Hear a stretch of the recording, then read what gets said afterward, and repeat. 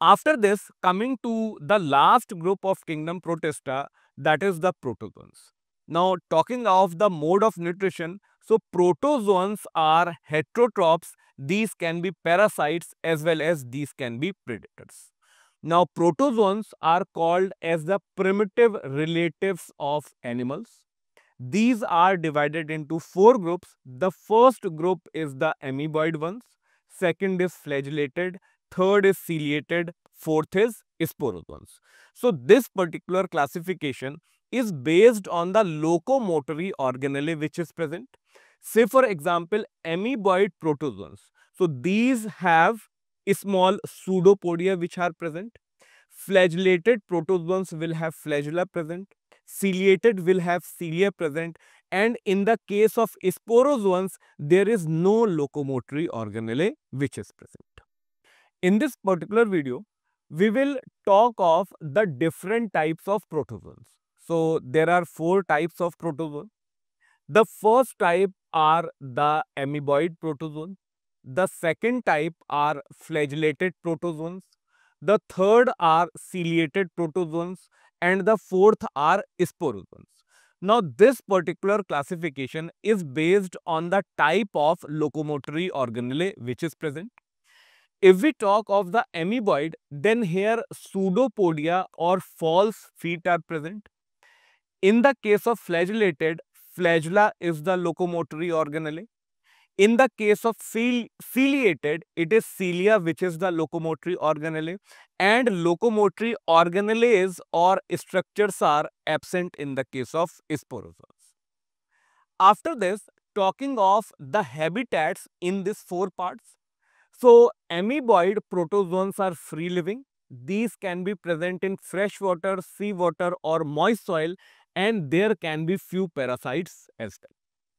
If we talk about flagellated, these can be free living or parasitic.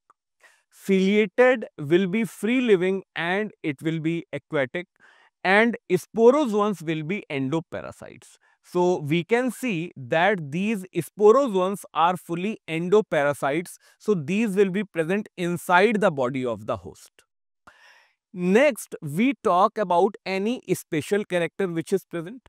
So, in the case of amoeboid protozoans, marine forms, so the forms which are present in sea or oceans, these have silica shells which is present on their surface.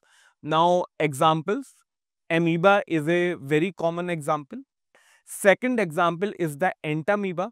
Entamoeba is parasitic and it causes dysentery. Talking of second type, that is the flagellated one. So, flagellated has flagella and the example is trypanosoma. Trypanosoma is parasitic and it causes sleeping sickness. The third type is the ciliated, and in this case there will be a cavity or gullet which will be present. Now this cavity or gullet will open outside the cell surface, and since here thousands of cilia were present, so there will be coordinated movements of rows of cilia and it will cause water laden food to enter into this cavity or gullet. So this is the function which cilia performs here. A very common example of ciliated protozoans is the paramecium.